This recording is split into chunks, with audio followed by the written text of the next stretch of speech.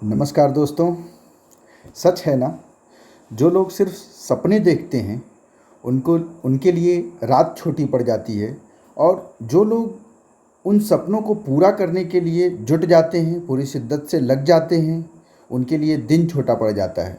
तो आप ज़रूर इस बात पे मंथन करिएगा कि आप किस श्रेणी में आते हैं। आप सिर्फ सपने देखने में विश्वास रखते हैं, या आप सपने देखने के साथ साथ उन सपनों को पूरा करने के लिए पूरी शिद्दत से आप कोशिश में जुट जाते हैं।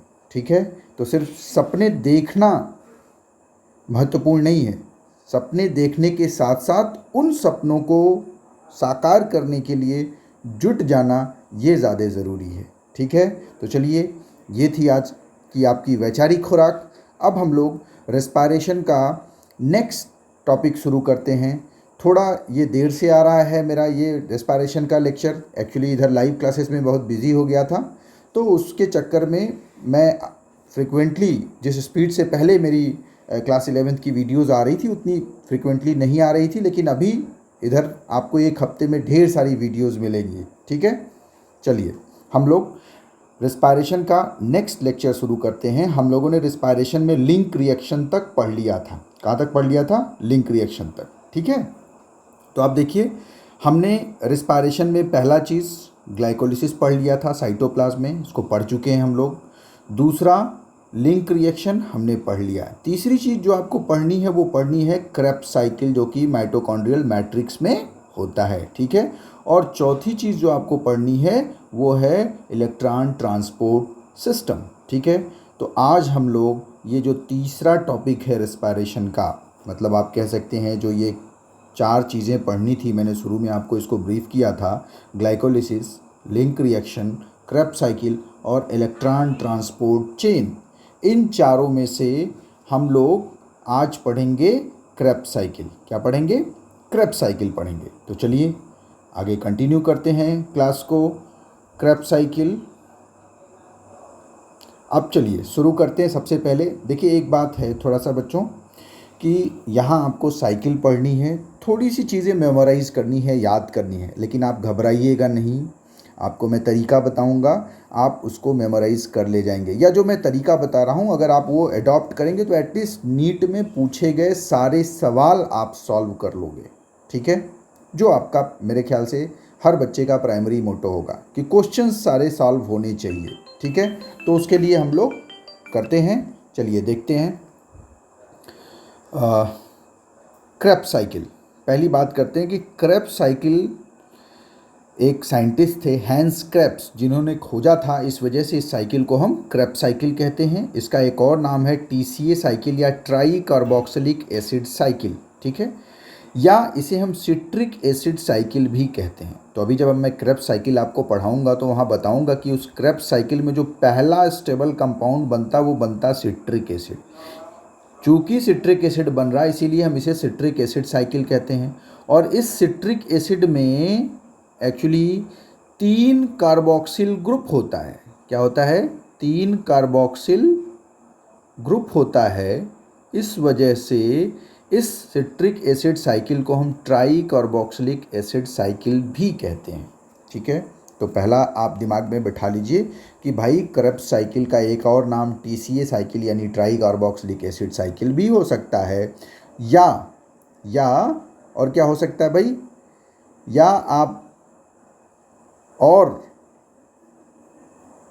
दूसरा नाम हो सकता है सिट्रिक एसिड साइकिल, क्योंकि फर्स्ट आप कह सकते हैं स्टेबल कंपाउंड है इस क्रेब्स साइकिल का, जिसमें 3 कार्बोक्सिल ग्रुप होते हैं, इसलिए इसे हम ट्राई कार्बोक्सिलिक एसिड साइकिल कहते हैं। तो पहली बात दिमाग में बैठ गई होगी कि क्रेब्स साइकिल का ही दूसरा नाम TCA cycle, try carboxylic acid cycle या सिट्रिक एसिड साइकिल है। ठीक है, चलिए अब थोड़ी चीज़ों को हम कनेक्ट करते हैं। पहला कनेक्टिविटी मैं आपको बताऊंगा, इसको 2 पार्ट में देखिए, मैं इस टेबल को बताऊंगा क्योंकि स्क्रीन छोटा है तो थोड़ी प्रॉब्लम है, लेकिन आप मैनेज करिएगा। देखिए, पहला कनेक्शन ये है कि मैंने आपको बताया था कि लिंक रिएक्शन की ज़रूरत क्या है। तो लिंक रिएक्शन, जिसे हम ट्रांजिशन रिएक्शन कहते हैं, गेटवे ऑफ क्रेब्स साइकिल कहते हैं। तो ये लिंक रिएक्शन क्या कर रहा है भाई, ये लिंक रिएक्शन ग्लाइकोलिसिस को किससे जोड़ता है, क्रेब्स साइकिल से। किससे जोड़ता है, क्रेब्स साइकिल से जोड़ता है। ठीक है, ये एक बात आप पहले दिमाग में बैठा लीजिए। तो अब ये जो ग्लाइकोलिसिस को क्रेब्स साइकिल से जोड़ रहा है ट्रांजिशन रिएक्शन, वो इसलिए क्योंकि क्रेब्स साइकिल में ग्लाइकोलिसिस से जो ये पायरुविक एसिड बन रहा था, ये पायरुविक एसिड क्रेब्स साइकिल में यूज़ नहीं हो सकता है। ठीक है, क्रेब्स साइकिल में सिर्फ क्या यूज हो सकता है, एसिटिल को ए। इसीलिए इस पायरुविक एसिड को हम क्या करते हैं, इस लिंक रिएक्शन या ट्रांजिशन रिएक्शन के द्वारा एसिटिल को ए में कन्वर्ट कर देते हैं। क्लियर है, तो ये बात आपको ध्यान रखना है। ठीक, पहली बात तो पहली बात आपको समझ आ गई होगी कि भाई सबसे पहले शुरू करते हैं यहाँ से हम कि कार्बोहाइड्रेट एज ए फूड जो हम लेते हैं, उस कार्बोहाइड्रेट को जिसे हम cheapest and best source of food कहते हैं, cheapest and best source of energy कहते हैं। यानी हम जो फूड इनगल्फ कर रहे हैं, उस फूड में जो best and cheapest source of energy है वो कार्बोहाइड्रेट है। इसीलिए देखिए पूरा रिस्पायरेशन हम कार्बोहाइड्रेट के ही टर्म में पढ़ ले रहे हैं। हालांकि रिस्पायरेटरी सबस्ट्रेट फैट और प्रोटीन भी होता है ना। तो चलिए, फैट और प्रोटीन की बात हम यहाँ कर ले रहे हैं इसलिए क्योंकि आपके मन में ये कोई भ्रम ना हो कि रिस्पायरेटरी सबस्ट्रेट सिर्फ कार्बोहाइड्रेट हो सकता है। ठीक है, हालांकि हम कार्बोहाइड्रेट के टर्म में ही डिटेल पढ़ रहे हैं, लेकिन फैट और प्रोटीन भी रेस्पायरेटरी सबस्ट्रेट के रूप में काम करता है। इसलिए इन तीनों को जोड़ना बहुत ज़रूरी है। आपके मन में ये कोई भ्रम नहीं होना चाहिए कि हर बार सर क्यों कार्बोहाइड्रेट को, ग्लूकोज को तोड़ रहे हैं, पायरुविक एसिड में सिर्फ ग्लूकोज की बात कर रहे हैं। तो फैट और प्रोटीन भी as a food, as a energy source इस्तेमाल होगा, लेकिन उसका इस्तेमाल कम होता है। लेकिन जब होगा तो क्या पाथवे फॉलो करेगा रिस्पायरेशन में, वो हम यहाँ देखने की कोशिश करते हैं। चलिए, तो देखिए ये जो कार्बोहाइड्रेट है आफ्टर डाइजेशन किस में कन्वर्ट हुआ, ग्लूकोज, जो कि मोनोमेरिक फॉर्म ऑफ फूड है। ठीक है, अब इस ग्लूकोज का देखिए ब्रेकडाउन होता है। इस ग्लूकोज का ब्रेकडाउन होता है किसमें, 2 मॉलिक्यूल्स ऑफ पायरुविक एसिड।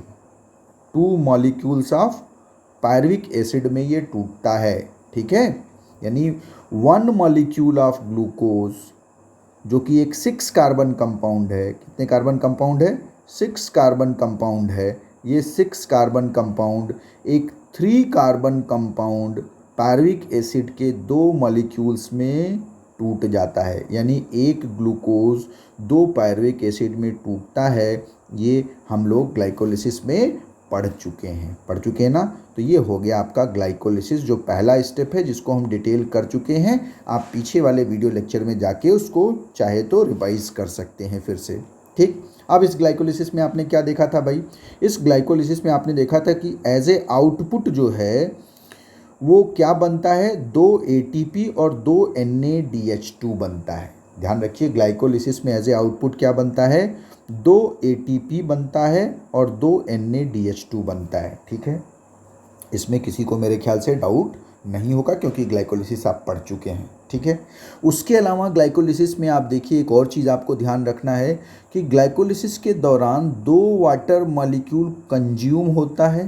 ठीक है, देखिए, ठीक, और 4 वाटर मॉलिक्यूल प्रोड्यूस होता है। तो अगर नेट गेन की बात करें तो जो नेट गेन है वो सिर्फ कितना है, 2 वाटर मॉलिक्यूल का नेट गेन होता है। क्लियर है, तो ये सारा चीज़ ग्लाइकोलिसिस में हम देखे हुए हैं कि ग्लाइकोलिसिस में 2 वाटर मॉलिक्यूल, 2 ATP और 2 NADH2 as a net gain है। मैं फिर से रिवाइज कर रहा हूँ सिर्फ। ठीक है, क्लियर है। अब ये जो ग्लाइकोलिसिस आपने पढ़ा था, उस ग्लाइकोलिसिस में एक बात समझो कि ग्लाइकोलिसिस में आप जाके पीछे रेफ़र कर लीजिएगा, हम फिर उसमें डिटेल में नहीं जा रहे हैं क्योंकि हमें पढ़ना क्रेब्स साइकिल है। ठीक, तो ग्लाइकोलिसिस तक आपको कोई डाउट नहीं होना चाहिए। ग्लाइकोलिसिस के बाद किसी को डाउट हो तो आप पिछला वीडियो लेक्चर ग्लाइकोलिसिस का देख लीजिएगा, फिर इसको कंटिन्यू करिएगा। ठीक है, तभी पूरी कहानी आप जोड़ पाएंगे। देखो ये बिल्कुल जुड़ा हुआ है। पहले आप ग्लाइकोलिसिस पढ़ेंगे, लिंक रिएक्शन पढ़ेंगे, फिर क्रेब्स साइकिल पढ़ेंगे, तभी आपको समझ में आएगा। तो आप फिर से, जो लोग अभी नहीं ग्लाइकोलिसिस का वीडियो लेक्चर देखे हैं, ज़रूर पहले ग्लाइकोलिसिस और लिंक रिएक्शन का वीडियो लेक्चर देख लीजिए, तभी आप ये वीडियो लेक्चर देखिए, तभी आपके लिए ये यूजफुल है। ये ध्यान रखिए। ठीक है, चलिए, तो ग्लाइकोलिसिस हो गया। अब ग्लाइकोलिसिस के बाद आपने क्या पढ़ा था भाई? आपने पढ़ा था ग्लाइकोलिसिस के बाद लिंक रिएक्शन। उस लिंक रिएक्शन में जो पायरुविक एसिड है, ये पायरुविक एसिड देखिए किस में कन्वर्ट हो रहा था? एसिटिल को ए में।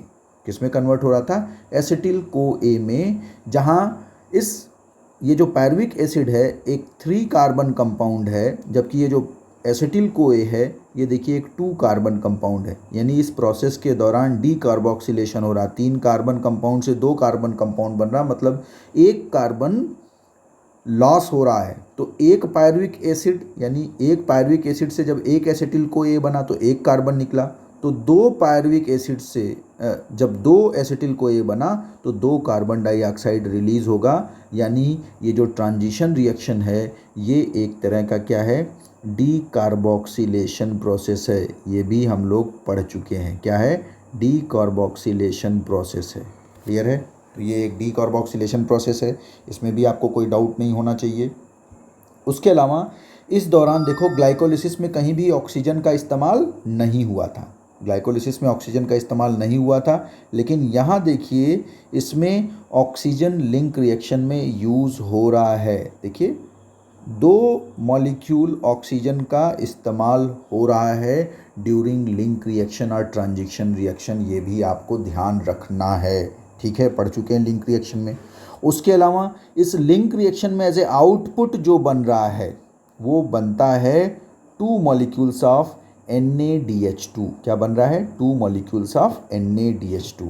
ठीक है, तो देखो भाई इतना मैं आपको ग्लाइकोलिसिस और लिंक रिएक्शन में पढ़ा चुका हूँ, फिर भी मैंने इसे दोबारा ब्रीफ कर दिया जिससे आप कहानी को जोड़ पाएँ। ठीक है, तो आपने ये 2 चीज़ पढ़ लिया था, ग्लाइकोलिसिस और लिंक रिएक्शन या ट्रांजिशन रिएक्शन। आप कहोगे सर अब यहाँ आपको बताने की क्या ज़रूरत थी? तो इसलिए क्योंकि आप ये 2 चीज़ पढ़े थे कि कार्बोहाइड्रेट्स में जो ये ग्लूकोज है वो पायरुविक एसिड में कन्वर्ट हो रहा है और पायरुविक एसिड एसिटिल को ए में कन्वर्ट हो रहा है। ठीक, लेकिन अगर रिस्पायरेटरी सबस्ट्रेट यानी फूड अगर आपका फैट हो तो क्या होगा? तब भी तो भाई फैट से भी तो एनर्जी मिलती, तो फैट से कैसे एनर्जी मिलेगी उसको समझाने के लिए आपको ये बताना ज़रूरी था। तो अब देखिए अगर आपका फूड या रिस्पायरेटरी सबस्ट्रेट अगर फैट है तो अब देखिए फैट क्या होगा? ये फैट जब डाइजेस्ट होता है तो मोनोमेरिक फॉर्म या तो ग्लिसरॉल में टूटता है या तो फैटी एसिड में।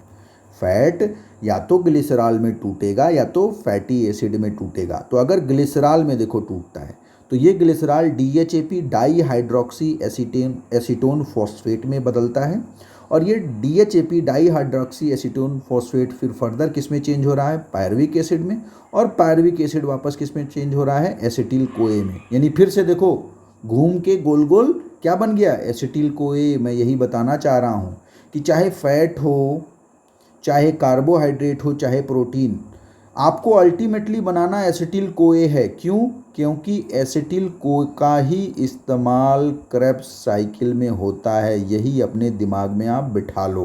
ठीक है, यानी रिस्पायरेटरी सबस्ट्रेट चाहे कार्बोहाइड्रेट हो, चाहे फैट हो, चाहे प्रोटीन, आपको अल्टीमेटली बनाना क्या है? एसिटिल को ए, क्योंकि एसिटिल को ए ही क्रेब्स साइकिल में इस्तेमाल होता है। ठीक है, तो देखिए फिर से, यानी फैट अगर रिस्पायरेटरी सबस्ट्रेट है तो ये फैट या तो ग्लिसरॉल में टूटेगा आफ्टर डाइजेशन या तो फैटी एसिड में टूटेगा। अगर ग्लिसरॉल में टूटता है तो ये DHAP यानी डाई हाइड्रोक्सी एसीटोन फॉस्फेट बनाएगा। Di hydroxy acetone phosphate pyruvic acid में कन्वर्ट होगा और पायरुविक एसिड देखो फिर वापस एसिटिल को ए में कन्वर्ट हो गया और ये एसिटिल को ए इस्तेमाल हो जाएगा किसमें? क्रेब्स साइकिल में। किसमें इस्तेमाल हो जाएगा?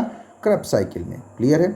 वहीं अगर ये मान लें कि ये जो फैट है ये फैटी एसिड में टूटता है तो इस फैटी एसिड का बीटा ऑक्सीडेशन होगा। क्या होगा? बीटा ऑक्सीडेशन होगा और ये फैटी एसिड बीटा ऑक्सीडेशन के द्वारा डायरेक्टली एसिटिल को ए में कन्वर्ट हो जाएगा। यानी अब यहाँ कोई पायरुविक एसिड नहीं बन रहा है, यानी फैट डायरेक्टली एसिटिल को ए बना लिया। तो ठीक है, पर्पस सॉल्व हो गया क्योंकि एसिटिल को ए क्रेब्स साइकिल में यूज़ हो सकता है।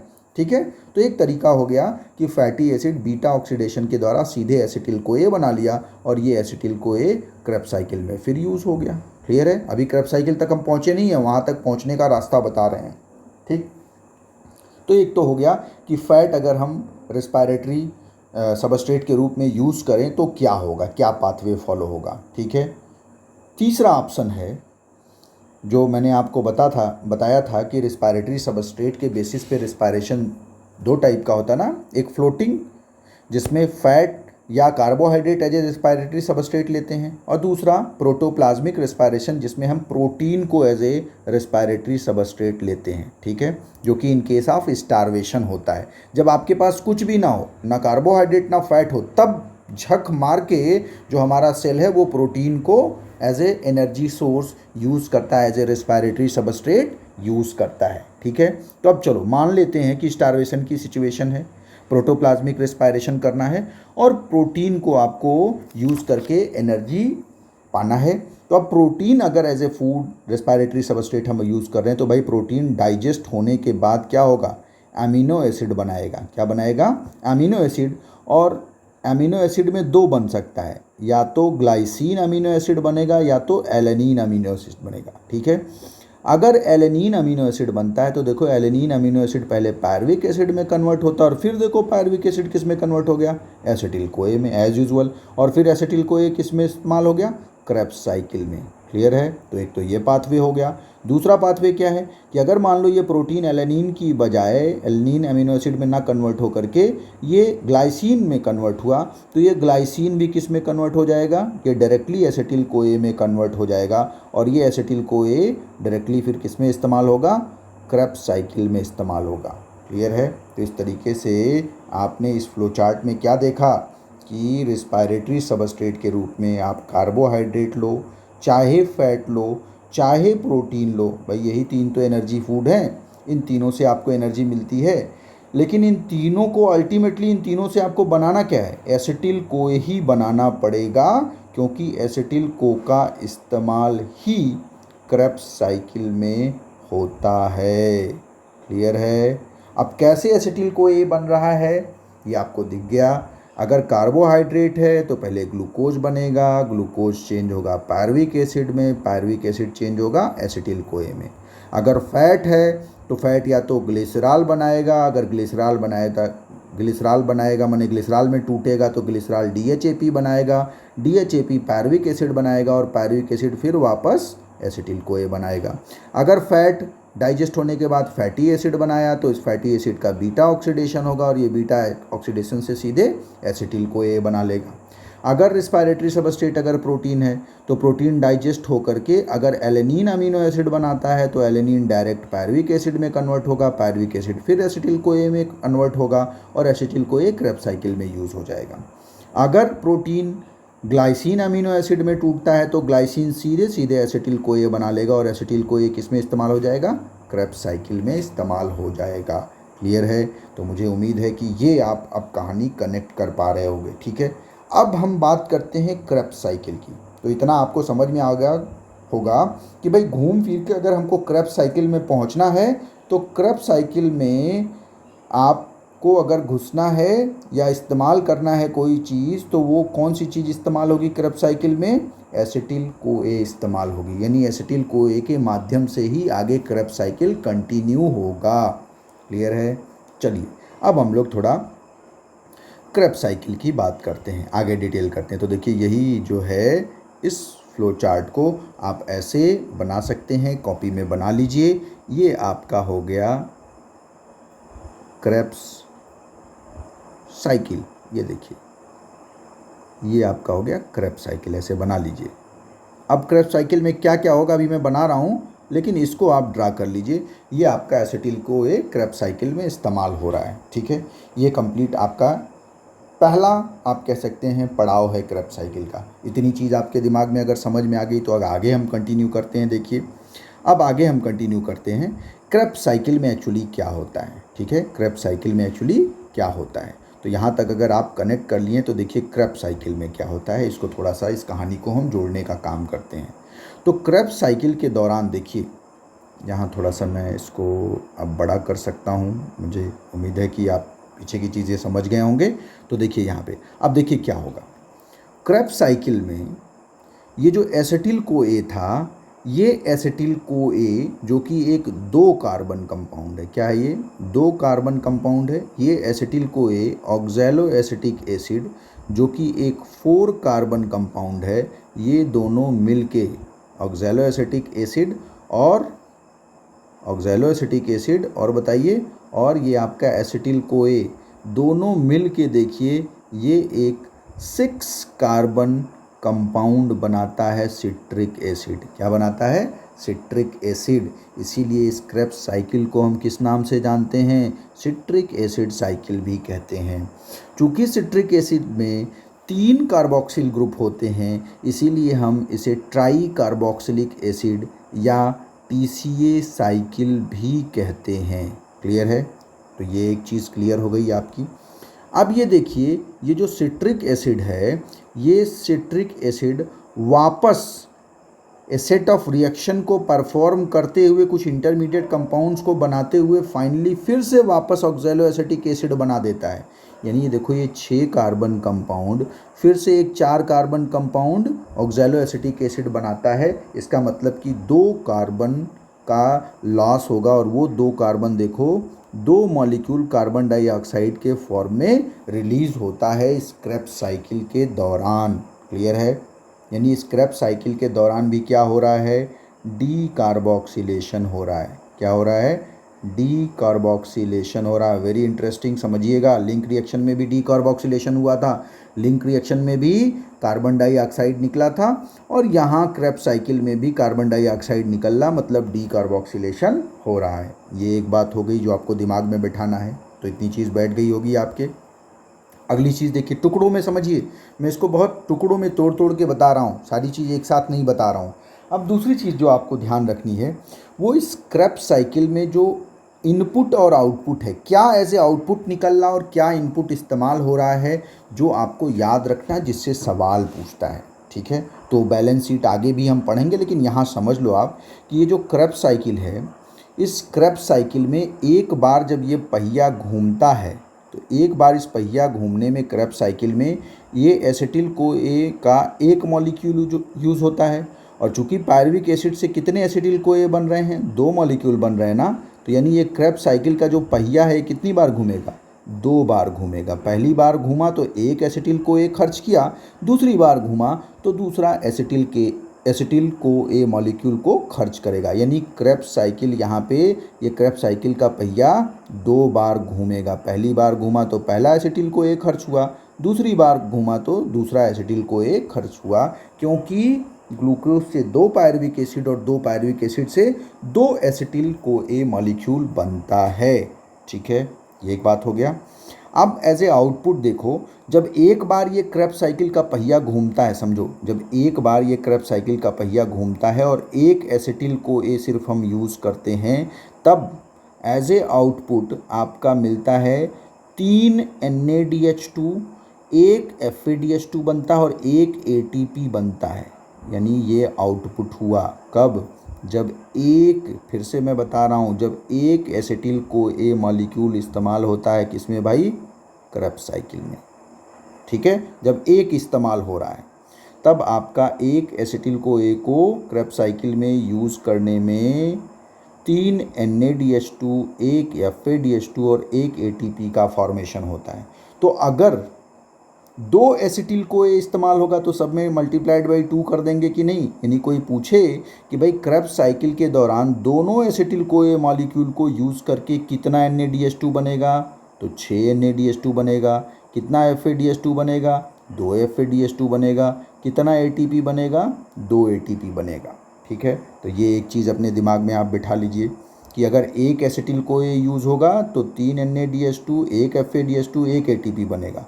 अगर 2 एसिटिल कोए का इस्तेमाल होगा तो 6 NaDH2, 2 FADH2 और 2 ATP का फॉर्मेशन होगा। ठीक है? चलो, ये एक बात आपके दिमाग में घुस गई होगी। नेक्स्ट, ये एक चीज़ आपको याद रखना है, अभी घबराइए मत, इसका डिटेल अभी फिर आगे एक बार हम लोग मेंशन करेंगे। ठीक है? एक एक करके करते हैं। तो ये बहुत पूछता है, ये आपके दिमाग में होना चाहिए, इसको बैठा लीजिए। दूसरा, इनपुट और आउटपुट के टर्म में देखिए, ये भी बहुत पूछता है। एक एसिटिल कोए जब खर्च होता है तो उस एक एसिटिल कोए में देखिए एक सिट्रिक एसिड जो था बना, एक एसिटिल कोए और एक ऑक्सैलोएसिटिक एसिड, यानी ये 4 कार्बन है, ये 2 कार्बन है, मिलके 6 कार्बन बना, और 6 कार्बन सिट्रिक एसिड से फिर वापस देखो क्या बन रहा है? 4 कार्बन ऑक्सैलोएसिटिक एसिड बन रहा है, यानी वापस क्या है, 2 कार्बन कार्बन डाइऑक्साइड के फॉर्म में निकल रहा है। तो आपको ये समझना है कि एक एसिटिल CoA को खर्च करने में 2 कार्बन डाइऑक्साइड निकलता है। तो 2 एसिटिल CoA को खर्च करने में देखो मल्टीप्लाइड बाई 2, इसीलिए मैंने मल्टीप्लाइड बाई 2 अलग करके लिखा है, जिससे आपको समझ में आए कि 2 बार ये साइकिल हो रही है, क्रेब्स साइकिल का पहिया 2 बार घूम रहा है, तब एक ग्लूकोज खर्च हो रहा है, क्योंकि एक ग्लूकोज से 2 पायरुविक एसिड और 2 पायरुविक एसिड से 2 एसिटिल CoA बनना है। तो यानी एक ग्लूकोज को कंज्यूम करना है क्रेब्स साइकिल में, तो आपको 2 एसिटिल CoA मॉलिक्यूल को यूज़ करना होगा, और क्रेब्स साइकिल में एक बार में सिर्फ एक एसिटिल CoA कंज्यूम हो रहा है, तो 2 बार में 2 एसिटिल CoA कंज्यूम होगा। तो एक एसिटिल CoA कंज्यूम हुआ तो 2 कार्बन डाइऑक्साइड रिलीज़ हुआ और 5 वाटर मॉलिक्यूल रिलीज़ होता है। अगर 2 एसिटिल CoA कंज्यूम होगा तो 4 कार्बन डाइऑक्साइड और 10 वाटर मॉलिक्यूल रिलीज़ होगा एज ए आउटपुट। तो याद करिए, रिस्पायरेशन का इक्वेशन अभी आगे हम दिखाएंगे, और अगर आपको ध्यान हो पहले तो रिस्पायरेशन के इक्वेशन में कुल 6 कार्बन डाइऑक्साइड निकल रहा था ना एक ग्लूकोज के टूटने से, तो उस 6 कार्बन डाइऑक्साइड में से देखो 4 कार्बन डाइऑक्साइड आपका क्रेब्स साइकिल से निकलता है और 2 कार्बन डाइऑक्साइड देखो आपका यहाँ लिंक रिएक्शन। कुल हो गया 6 कार्बन डाइऑक्साइड। फिर से आगे हम देखेंगे एक बार, तो इतना समझ लीजिए, इतना बात समझ आ गया होगा। अब एक और इनपुट आउटपुट के टर्म में देख लेते हैं भाई। इस क्रेब्स साइकिल के दौरान आप देखिए लिंक रिएक्शन में भी ऑक्सीजन का इस्तेमाल हुआ था। लिंक रिएक्शन में कितने ऑक्सीजन का इस्तेमाल हुआ था? 2 ऑक्सीजन का इस्तेमाल हुआ था। और आप रिस्पायरेशन वाले इक्वेशन में देखे होंगे कितने ऑक्सीजन यूज़ होते हैं ग्लूकोज को ऑक्सीडाइज करने के लिए? 6 ऑक्सीजन। तो 2 ऑक्सीजन लिंक रिएक्शन में यूज हुआ, बचा 4 ऑक्सीजन अभी यूज़ करना। तो वो देखिए, एक एसिटिल CoA को यूज़ करने में 2 ऑक्सीजन इस्तेमाल होता है, तो 2 एसिटिल CoA में कितना हो जाएगा? 4 ऑक्सीजन। तो 4 ऑक्सीजन यहाँ क्रेब्स साइकिल वाला और 2 ऑक्सीजन लिंक रिएक्शन, कुल 6 हो गया कि नहीं? 6 ऑक्सीजन का इस्तेमाल होता है एक ग्लूकोज को ऑक्सीडाइज करने के लिए। क्लियर है? और इस दौरान 4 वाटर मॉलिक्यूल देखो हम दे भी रहे हैं, यानी क्रेब्स साइकिल के दौरान ध्यान रहे एक एसिटिल CoA को इस्तेमाल करने में 4 water molecule as a input देते हैं। तो 2 एसिटिल CoA के लिए मल्टीप्लाइड बाई 2 यानी 8 वाटर मॉलिक्यूल, यानी 8 वाटर मॉलिक्यूल हम एज ए इनपुट देते हैं। और एज ए आउटपुट कितना निकल रहा है बताओ? इनपुट 8 वाटर मॉलिक्यूल दे रहे हैं और एज ए आउटपुट देखिए यहाँ पे 5 × 2 कितना हो जाएगा? 10 H2O। ये आपका क्रेब्स साइकिल का बैलेंस है। ठीक है, ये क्रेब्स साइकिल का बैलेंस है कि क्रेब्स साइकिल में 8 water molecule as a input use होता है और 10 water molecule as a output आता है। आया बात समझ में? क्लियर है? यानी अगर नेट गेन के टर्म में सोचो तो नेट गेन सिर्फ 2 वाटर मॉलिक्यूल का है। कितना है? 2 वाटर मॉलिक्यूल का है। क्लियर है? तो 2 वाटर मॉलिक्यूल देखो रिस्पायरेशन वाले में जो हम नेट गेन के टर्म में कहीं कहीं इक्वेशन में लिखते हैं ना कि 6 वाटर मॉलिक्यूल, भाई ग्लूकोज को जब ऑक्सीडाइज करने वाला इक्वेशन जो आसान वाला लिखते हैं वो क्या लिखते हैं? C6H12O6 plus 6 molecules of oxygen, इसको यूज़ करके ये टूट गया 6 molecules of carbon dioxide plus 6 molecules of water और प्लस 686 किलो कैलोरी एनर्जी। यही था ये, लेकिन ये पूरी तरह से सही नहीं है, मैंने आपको बताया है। ठीक है, ये सिंप्लीफाइड है कि भैया 6 वाटर नेट आउटपुट खाली दर्शा दो। तो अगर नेट आउटपुट के टर्म में देखो तो नेट आउटपुट में 6 वाटर में 2 वाटर आपका कहाँ निकल रहा है? क्रेब्स साइकिल में। क्रेब्स साइकिल में 2 वाटर निकल रहा है। 2 वाटर देखो यहाँ कहाँ निकल रहा है? लिंक रिएक्शन में। और 2 वाटर नेट गेन हुआ था आपका ग्लाइकोलिसिस में। कुल 6 वाटर हो गया कि नहीं? 2 वाटर ग्लाइकोलिसिस में, 2 वाटर लिंक रिएक्शन में निकला और 2 वाटर का नेट गेन आपका क्रेब्स साइकिल में। लेकिन ये नेट गेन है। ठीक है, ओवरऑल अगर देखोगे तो ओवरऑल इक्वेशन मैंने बताया था कि ये इक्वेशन गलत है, हालांकि ज़्यादातर किताबों में यही मिलता है।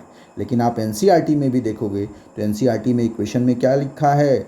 इक्वेशन में इधर देखो, ये जो वाटर मॉलिक्यूल है ये सिर्फ 6 नहीं लिखता है। ठीक है, ये दिखाता है कि इधर भी वाटर मॉलिक्यूल का इस्तेमाल हो रहा है। तो 4 वाटर मॉलिक्यूल देखो जो आपका ग्लाइकोलिसिस में इस्तेमाल हुआ था ना? तो ग्लाइकोलिसिस वाला 4 water molecule as a input हम वो ले लेंगे और एज ए इनपुट देखो आप 8 वाटर मॉलिक्यूल यहाँ हो गया, तो 8 4 12 वाटर मॉलिक्यूल हो गया ना। 12 water molecule as a input देते हैं हम, ठीक। और एज ए आउटपुट निकल रहा कितना, एज ए आउटपुट यहाँ 10 यहाँ निकल रहा है, 2 यहाँ 12 निकल रहा है, और 2 ग्लाइकोलिसिस में निकलता है। तो कितना हो गया, 10 और 2 12, ग्लाइकोलिसिस में 4 निकल रहा है, तो 12 और 4 16, यानी 16 वाटर मॉलिक्यूल निकलता है। तो 10 यूज़ करके, अगर 10 वाटर यूज़ करके 16 वाटर मॉलिक्यूल निकल रहा, तो नेट गेन तो 6 ही है भाई, है ना। तो वही 6 देखो यहाँ लिख देता है, ठीक है। कंफ्यूज मत करो, अगर कंफ्यूज हो गए हो तो अभी आगे हम फिर से इस चीज़ को एक्सप्लेन कर देंगे। लेकिन अगर आप वो वाला इक्वेशन, ये वाला इक्वेशन याद होगा तो आप बिल्कुल इस बात को कनेक्ट कर पा रहे होगे। नहीं कर पा रहे हो तो अभी छोड़ दो, आगे क्रेब्स साइकिल में हम बैलेंस चार्ट फिर से बताएंगे। मैं एक ही चीज़ 4 बार 5 बार क्रेब्स साइकिल में बताऊंगा, जिससे आपको ये चीज़ें याद हो जाएं, क्योंकि ये बार बार पूछता है, ठीक है। चलो, इतनी बात तो मुझे लगता है कि ये एक स्टेज आपको समझ आ गया होगा, ठीक है। चलिए अब नेक्स्ट हम लोग बात करेंगे क्रेब्स साइकिल के डिफरेंट स्टेप्स की। अब देखो ये थोड़ा सा कॉम्प्लेक्स सा साइकिल है, ढेर सारे नाम हैं, कुछ एंजाइम्स हैं जो आपको याद करना है। अब बच्चे बड़े परेशान होते कि सर क्या करें, ये तो याद नहीं होगा हमसे इतना ढेर सारा। तो मैं आपसे ये कहूँगा कि आप परेशान मत हो, आप स्टेप वाइज टुकड़ों में याद करो। जब आपको ढेर सारी चीज़ इकट्ठा ना याद हो तो इसको टुकड़ों में याद करो, ठीक है। यानी 2-2 का सेट बना लो कि कौन किस में कन्वर्ट हो रहा है और कहाँ से साइकिल को शुरू करना है।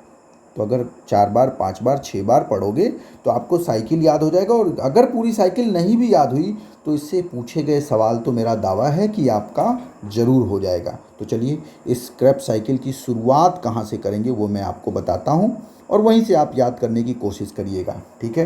अब क्रेब्स साइकिल जब भी आप शुरू करेंगे तो ऑक्सैलो एसिटिक एसिड से शुरू करेंगे।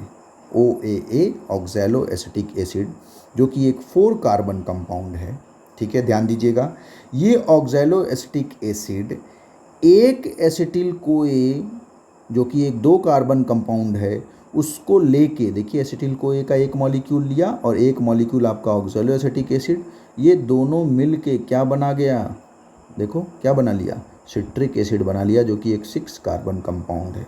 और ये सिट्रिक एसिड जो पहला कंपाउंड बना, इसी की वजह से हम इस क्रेब्स साइकिल को सिट्रिक एसिड साइकिल या ट्राई कार्बोक्सिलिक एसिड साइकिल कहते हैं, क्योंकि सिट्रिक एसिड में 3 कार्बोक्सिल ग्रुप होते हैं, ठीक है। और ये प्रोसेस होता है in presence of enzyme citrate synthetase, in presence of enzyme citrate synthetase. और इस दौरान एक water molecule as a input use होता है, ये भी आपको ध्यान रखना है। देखो पूरा बैलेंस चार्ट में इसमें शो किया हूँ आपको, ये मैंने कोशिश किया है कि कई बुक्स के डायग्राम को समअप करके एक डायग्राम मैंने मैनिपुलेट करके बनाया है, जिसमें लगभग क्रेब्स साइकिल की सारी इन्फॉर्मेशन है एक्सेप्ट बायोकेमिस्ट्री डिटेल, ठीक है बेटा। आप बहुत डिटेल में नहीं घुसने की कोशिश करना। आपको सर सिट्रिक एसिड का हमको केमिकल फार्मूला बताइए, आप उसमें कैसे 3 ट्राई कार्बोक्सिल ग्रुप है वो दिखाइए। तो मुझे लगता है कि आपको ज़रूरत नहीं है। इसकी ज़रूरत आपको जब बायोकेमिस्ट्री, आप एक क्रूड ब्रांच पढ़ते बायोकेमिस्ट्री, तब वहाँ ज़रूरत पड़ती, तो आपको वो नहीं पढ़ना है, ठीक है। और जो अगर कोई पढ़ना चाहता है बहुत डिटेल, तो एक बुक आती है बायोकेमिस्ट्री लैनिंजर की, बहुत मोटी बुक है, आप उसे रेकमेंड कर सकते हो। लेकिन मुझे लगता है, मैं हमेशा से बच्चों को रेकमेंड करता हूँ कि देखो बेटा, सिलेक्शन उसका नहीं होता है जिसको ये पता होता है क्या पढ़ना है। सिलेक्शन तो उसका होता है जिसे ये पता होता है कि क्या पढ़ना है, उससे ज़्यादा ये पता होता है कि क्या नहीं पढ़ना है, ठीक है। तो फिर से मैं कह रहा हूँ कि क्रेब्स साइकिल में जो मैं बता रहा हूँ उतने पॉइंट्स पे फोकस करो। मेरा दावा है कि आपका नीट का सारा क्वेश्चन सॉल्व हो जाएगा, ठीक है। चलो इतना फेथ मेरे ऊपर रखना। तो पहला स्टेप आपने याद किया कि ऑक्सैलो एसिटिक एसिड किस में कन्वर्ट हो गया, सिट्रिक एसिड में, ठीक है। ऑक्सैलो एसिटिक एसिड जो कि एक 4 कार्बन कंपाउंड है, एक 2 कार्बन कंपाउंड एसिटिल कोए के साथ मिलके एक 6 कार्बन कंपाउंड सिट्रिक एसिड बनाता है in presence of enzyme citrate synthetase, ठीक है। चलिए इतनी बात समझ में आ गया। चलिए अब नेक्स्ट स्टेप, अब ये देखिए पहला टुकड़ा हो गया, आप oxalo acetic acid citric acid में कन्वर्ट होता है बाय कंबाइनिंग विद एसिटिल कोए, ये याद कर लो, ठीक है। दूसरा स्टेप देखो, पहला स्टेप देखो मैं टुकड़े टुकड़े में बता रहा हूँ भाई। तो पहला टुकड़ा आपने याद किया, अब दूसरा टुकड़ा याद करो कि ये जो सिट्रिक एसिड बना, first 6 carbon compound during Krebs cycle, ये सिट्रिक एसिड फर्दर कन्वर्ट होता है सिस एकोनिटिक एसिड में जो एक 6 कार्बन कंपाउंड है, यानी citric acid further change into cis aconitic acid, clear है, in presence of enzyme aconitase. अब देखो इसमें सारे एंजाइम अगर नहीं याद होते हैं तो अभी कुछ एंजाइम जो ज़रूरी है मैं बता दूंगा, वो एकदम रट लेना जो एग्ज़ाम में पूछे गए, या इनफैक्ट जो एग्ज़ाम के पूछे गए क्वेश्चन अभी पॉइंट्स में मैं डिस्कस करूंगा आगे, ठीक है। तो चलो इसको एक एक करके हम देखने की कोशिश करते हैं। तो सिट्रिक एसिड फर्दर किस में कन्वर्ट हुआ, सिस एकोनिटिक एसिड में, in presence of aconitase enzyme, in presence of aconitase enzyme. और इस प्रोसेस में देखो एक वाटर मॉलिक्यूल क्या हो रहा है, एज ए आउटपुट निकल रहा। ध्यान रखो इसके पहले वाले में एक water molecule as a input use हुआ था, यहाँ एक वाटर मॉलिक्यूल रिलीज हो रहा है एज ए आउटपुट, निकल रहा है, क्लियर। इस क्रैब साइकिल के दौरान, तो अभी क्रैब साइकिल के पहले हम शुरू में इसीलिए बैलेंस चार्ट आपको बता दिए थे कि 10 कार्बन डाइऑक्साइड क्या हो रहा है, निकलेगा, और 8 कार्बन डाइऑक्साइड इस्तेमाल होगा, यानी नेट गेन जो है वो सॉरी कार्बन डाइऑक्साइड कह रहे हैं, 8 water molecule as a input है, ठीक है, और जबकि 10 water molecule as a output है, क्या है, एज ए आउटपुट है। तो नेट गेन जो है वो सिर्फ क्रैब साइकिल के दौरान 2 वाटर मॉलिक्यूल का होता है, तो वो आप गिनते रहिएगा। अभी लास्ट में फिर हम एक बार समरी भी बताएंगे। तो देखो एक वाटर मॉलिक्यूल इस पहले स्टेप में एज ए इनपुट आया, यहाँ एक water molecule as a output आया, किस स्टेप में, जब citric acid cis aconitic acid में कन्वर्ट होता है, क्लियर है। तो ये हो गया आपका दूसरा स्टेप। पहला ऑक्सैलोएसिटिक एसिड सिट्रिक एसिड में कन्वर्ट हुआ, दूसरा citric acid cis aconitic acid में कन्वर्ट हुआ, क्लियर है। किसी को कोई डाउट हो तो आप कमेंट्स में फर्दर पूछ सकते हैं, ठीक है। चलिए अब नेक्स्ट स्टेप में हमें क्या याद रखना है, ये देखिए। नेक्स्ट स्टेप में हम याद करेंगे कि ये जो सिस एकोनिटिक एसिड है ये फर्दर कन्वर्ट होता है आइसोसिट्रिक एसिड में। किस में कन्वर्ट होता है भाई, ये कन्वर्ट होता है आइसोसिट्रिक एसिड में। और इस दौरान जब ये आइसोसिट्रिक एसिड में कन्वर्ट होता है तो एक वाटर मॉलिक्यूल देखो क्या हो रहा है, एज ए इनपुट इस्तेमाल हो रहा है, एज ए इनपुट इस्तेमाल हो रहा है, ठीक है। और ये भी प्रोसेस किस एंजाइम की प्रेजेंस में होता है, एकोटिनेज की प्रेजेंस में होता है, क्लियर है। तो ये आपका तीसरा स्टेप हो गया जो आपको याद रखना है कि cis aconitic acid further change into isocitric acid, clear है।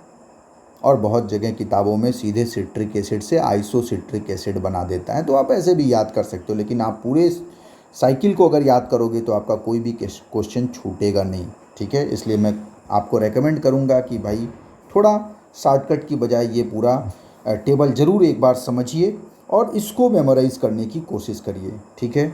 तो चलो cis aconitic acid further change into isocitric acid, यहाँ तक आपने पढ़ लिया। आइसोसिट्रिक एसिड भी क्या है, एक 6 कार्बन कंपाउंड है, ठीक है।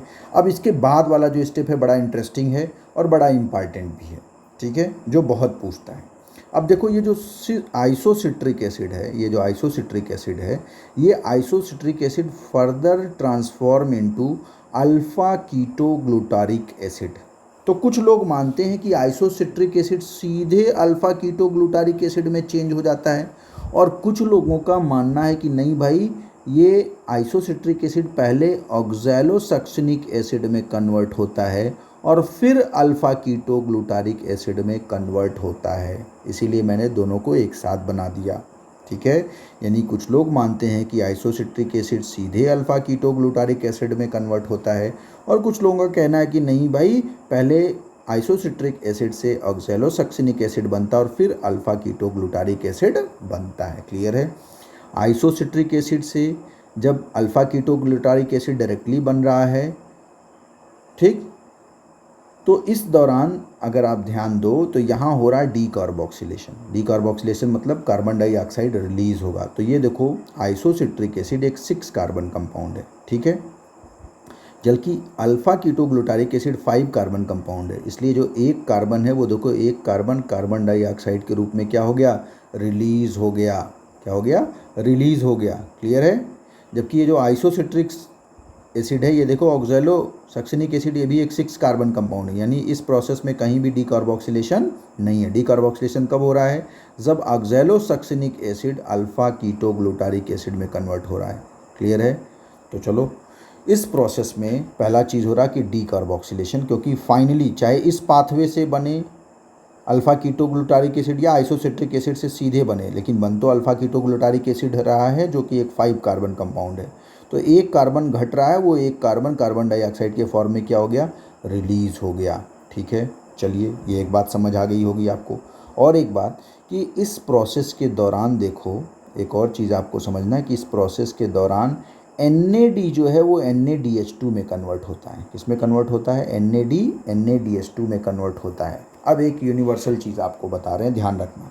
जब जब NAD देखो NADH2 में कन्वर्ट होगा, तब तब हाफ ऑक्सीजन मॉलिक्यूल का इस्तेमाल करके 1 water molecule as a output बनेगा। ये ध्यान में रख लीजिए, इसको दिमाग में एकदम बिठा लीजिए। क्या दिमाग में बिठाना है भाई? कि जब जब एक NAD से NADH2 बनेगा तो उस दौरान हाफ ऑक्सीजन का इस्तेमाल करके एक water molecule as a output निकलेगा इस प्रोसेस में। ठीक है, तो जहाँ भी NAD से NADH2 बने या जहाँ भी FAD से FADH2 बने, वहाँ आप बाय डिफ़ॉल्ट समझ लेना कि हाफ ऑक्सीजन का इस्तेमाल करके एक water molecule as a output निकलेगा। क्लियर है? तो चलो, यहाँ तक हमको लगता है कि आप समझ गए होंगे। तो ये आपका नेक्स्ट स्टेप है जो आपको समझना है। ठीक है, तो आप समझ गए होंगे ये चीज़। अब अगला चीज़ समझो कि अल्फ़ा कीटो ग्लूटारिक एसिड जो आप देख रहे हो इस क्रेब्स साइकिल में, ये alpha keto glutaric acid directly भी बनता है। देखो, ये डायरेक्टली प्रोटीन से बन जा रहा है। बन जा रहा है कि नहीं बन जा रहा है? यानी प्रोटीन से बनने वाला जो अल्फ़ा कीटो ग्लूटारिक एसिड है वो डायरेक्ट भी इस्तेमाल हो सकता है क्रेब्स साइकिल में। इसीलिए अभी आगे हम बताएंगे कि ये जो क्रेब्स साइकिल देख रहे हो, ये एक हाइपोथेटिकल साइकिल है। ये सिर्फ तब फॉलोड है जब आप टर्म्स एंड कंडीशन अप्लाइड लिख दो। अब वो टर्म्स एंड कंडीशन क्या है वो भी हम आगे बताएंगे। ठीक है, तो यहाँ एक बात आपको नहीं मिली कि protein directly alpha keto glutaric acid बना सकता है। और अगर alpha keto glutaric acid directly बन गया तो alpha keto glutaric acid directly फिर किस में इस्तेमाल हो गया? क्रेब्स साइकिल में इस्तेमाल हो सकता है। अदरवाइज इन जनरल केस ये प्रोटीन एसिटिल कोए में कन्वर्ट होता है और एसिटिल कोए क्रेब्स साइकिल में इस्तेमाल होता है। ठीक है, चलिए, ये एक बात आपको समझ आ गई होगी। अब आगे देखिए क्या होगा। अल्फ़ा कीटो ग्लूटारिक एसिड का क्या होगा भाई? इनका देख लीजिए, इनका क्या हाल होना है, इसको समझ लीजिए। तो ये जो आपका अल्फ़ा कीटो ग्लूटारिक एसिड है, देखिए, जो कि एक 5 कार्बन कंपाउंड है, ये फर्दर देखिए चेंज होता है सक्सिनिल कोए में। बहुत इम्पॉर्टेंट पॉइंट है, किसमें कन्वर्ट होता है ये? सक्सिनिल कोए में कन्वर्ट होता है, जो कि एक 4 कार्बन कंपाउंड है। कितने कार्बन? 4 कार्बन। तो अब देखो, फिर 5 कार्बन कंपाउंड से एक 4 कार्बन कंपाउंड, यानी अल्फ़ा कीटो ग्लूटारिक एसिड जो कि एक 5 कार्बन कंपाउंड है, उससे एक 4 कार्बन कंपाउंड सक्सिनिल कोए बन रहा है। मतलब एक कार्बन डाइऑक्साइड देखो रिलीज होगा। रिलीज हो गया कि नहीं? रिलीज हुआ ना एक कार्बन डाइऑक्साइड। अभी इसके पहले डीकार्बोक्सिलेशन हुआ था, फिर डीकार्बोक्सिलेशन हुआ ना। Decarboxylation means loss of carbon in the form of carbon dioxide. तो देखो, कार्बन डाइऑक्साइड के फॉर्म में एक कार्बन निकल गया।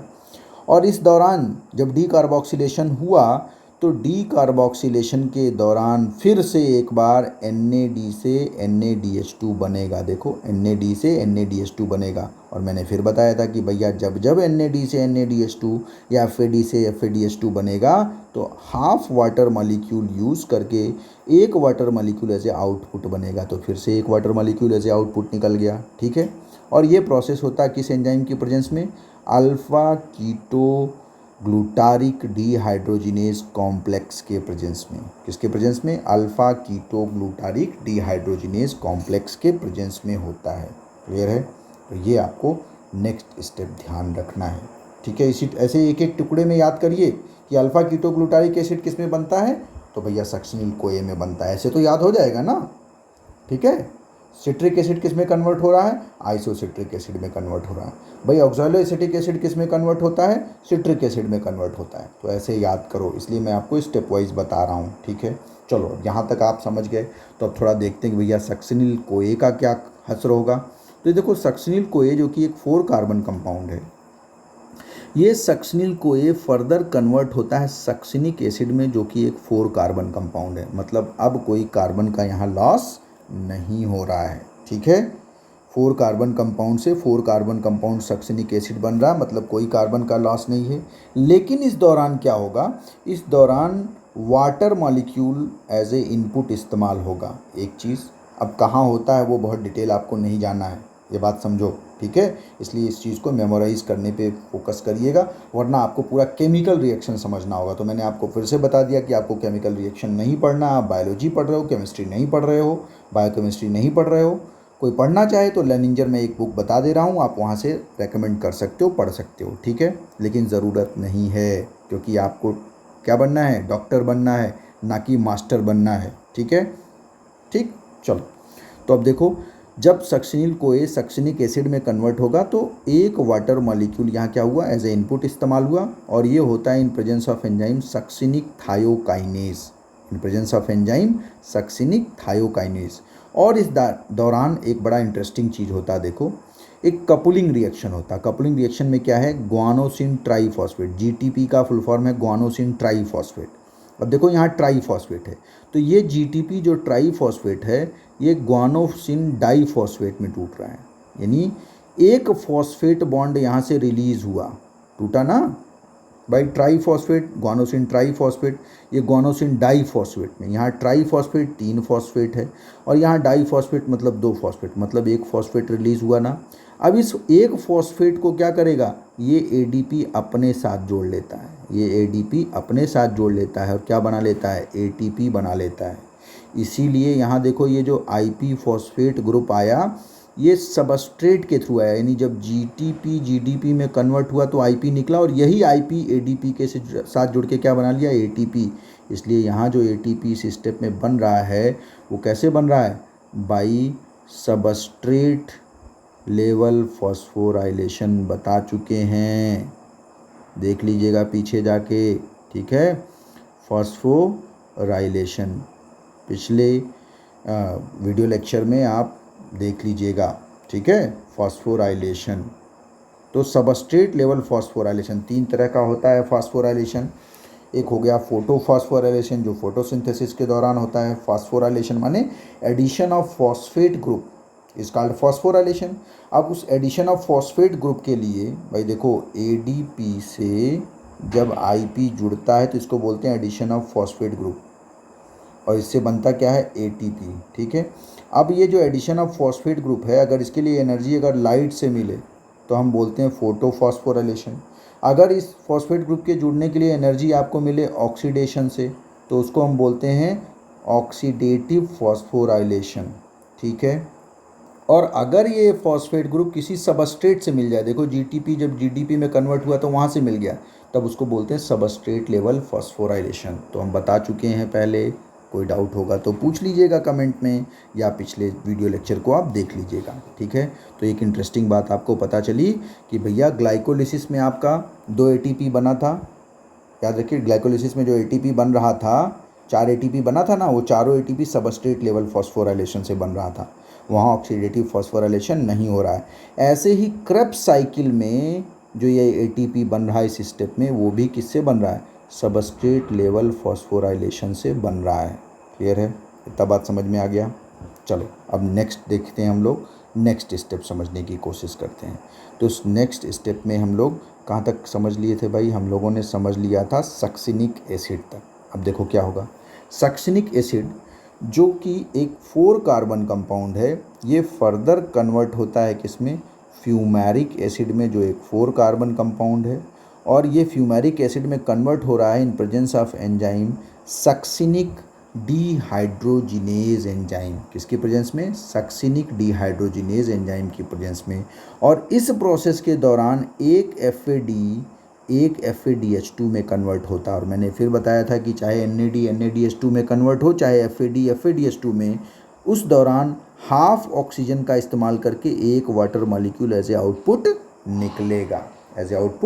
निकलेगा। ठीक है, तो ये नेक्स्ट स्टेप हो गया कि succinic acid transform into fumaric acid in presence of enzyme succinic dehydrogenase, and during this reaction 1 FAD is transformed into 1 FADH2। Clear है, इतना बात समझ में आ गया।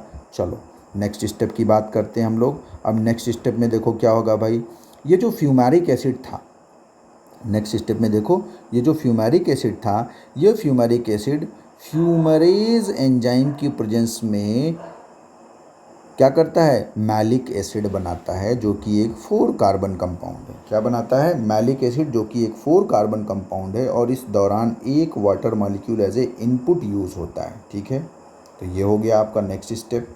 और लास्ट स्टेप जो है वो ये है कि ये जो मैलिक एसिड जो एक 4 कार्बन कंपाउंड था, ये एक 4 carbon compound oxalo acetic acid वापस उसी में बन गया। यानी देखो ये एक साइक्लिक प्रोसेस हो गया कि नहीं, ऑक्सैलो एसिटिक एसिड हम यूज़ करते हुए फिर वापस ऑक्सैलो एसिटिक एसिड बना लिए।